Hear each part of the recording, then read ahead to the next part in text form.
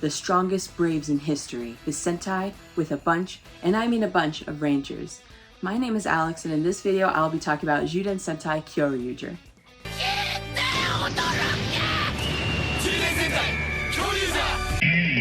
So before I get into it, I've been wanting to make a channel for a bit now, so this will be my first video other than the music covers that are probably still up.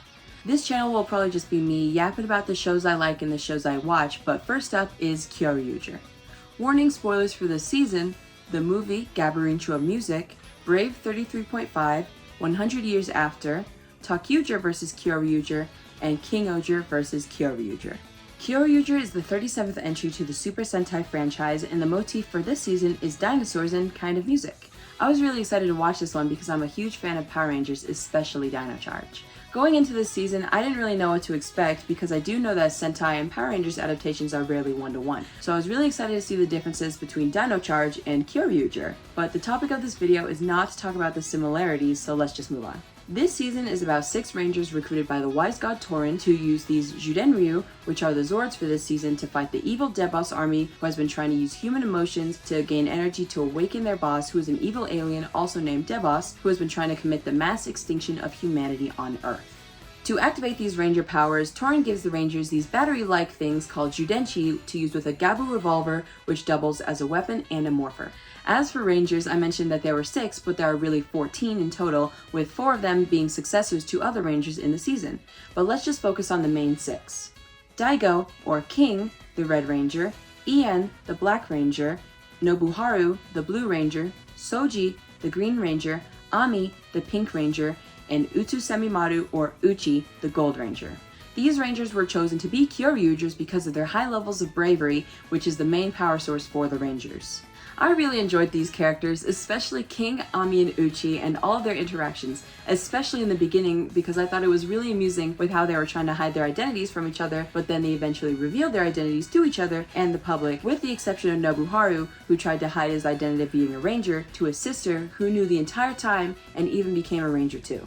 I also really enjoyed Ami and Uchi's relationship in the beginning during Uchi's debut on the team, when she tried to help him hide his true personality from the rangers.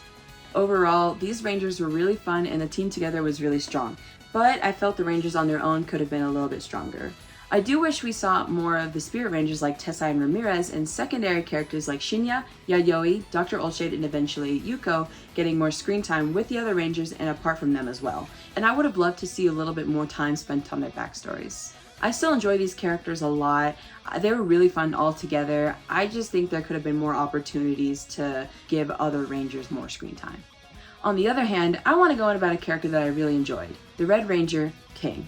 I enjoyed him as a leader and how he was able to bring everyone together in the beginning to reveal each other's identities and become a team. I thought it was really funny how he's kind of too clueless for his own good. For example, he didn't really get that Yayoi likes him and that Ami got jealous because of that. To me, he just kind of embodies no thoughts, head empty. However, it was really interesting how he was portrayed as the perfect fighter with no weaknesses, especially in the episode where Tessai tests all the rangers to help them overcome their own weaknesses. While King was able to overcome all of his teammates' weaknesses, this revealed that he had none of his own. I thought it was really interesting how, despite failing the initial test, he proved that he still had weaknesses other than the ones that Tessai tested him on, and he learned Tessai's own special move and gained his approval that way.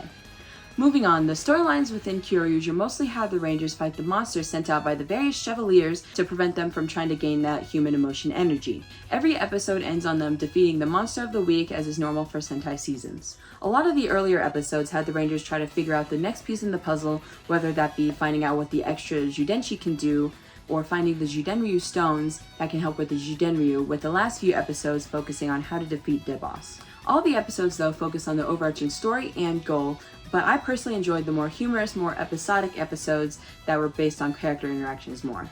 I do think these episodes are what people call filler, but I think they're key to understanding the characters a bit more. I know people don't like these kinds of episodes because of how overplayed they are, but I personally love the body swap episode. I think it's so interesting to see how each actor interprets their fellow actors' characters, and I think it just gives more insight as to what the key personality traits are for each character, and I think the Kyoryuger team did a great job in these episodes. This kind of contributes to the storylines, but I want to talk about the music aspect. Before I started watching this season, I was really excited because I was told there was a secondary music aspect. I didn't know what to expect for this, but what we got felt very underwhelming, unfortunately. The music aspect had been hinted a bit with, forgive my pronunciation, Candelia having her own song that she uses to power up some of the monsters of the week. But the music aspect truly comes in with the movie Gaburincho Music, which revolves around the Dino Soul song, which has a melody so special and powerful that it can revive people and bring them back from evil influence. The other music-related thing in this season were the Rangers suddenly getting the urge to dance every time they morph. So other than the morph dance, the Dino Soul song, and Candelia's song, the music just felt like more of a power-up rather than a full-fledged music aspect like I was expecting. But at least we got some fantastic songs from this season, like the opening theme, Vamola Kyoryuger, the ending theme, Minna Atsumare Kyoryuger, the Gaburincho music theme, and all the Rangers' insert songs, especially Solid Bullet, which is Ian's insert song. Let's get into the crossovers real quick. Now, I've seen all of them except for one, which is the Go Busters crossover, because I haven't seen Go Busters yet. And I watched all the episodes of Kyoryuger before I watched Kyoryuger, so I was a bit confused on the crossover episodes within the show, but I watched the crossover movie after watching Kyoryuger. The separate timelines plot in the movie made me think of a bunch of other time-related movies and shows, but the way the universe shown in the movie came to be was really funny to me. Uchi giving Gira a bunch of Rainbow Jululiar was such a sweet moment, but it's also that this is what turned him into the Tyrant King and ruined that universe and timeline. I do wish we saw more of the Kyoryuger Kings in this alternate timeline, and I do wish we saw more about the prophecies told in the murals that were in the show crossover episodes. For the other crossover, I am a huge fan of Takyuger, so this crossover meant so much to me, and I really enjoyed King and Right's interactions along with Akira and Uchi's interactions. And the aspect of the Takyuger powers not working on the Dead Boss Army and the Kyoryuger powers not working on the Shadow Line was just a great way to show how different each team is. The way they combated the different powers not working was really weird to me because the Kyoryugers just put a Takyuger train in their Gabu revolvers. So imagine you're fighting someone and they just launch a train at you. Like, what are you supposed to do in that situation?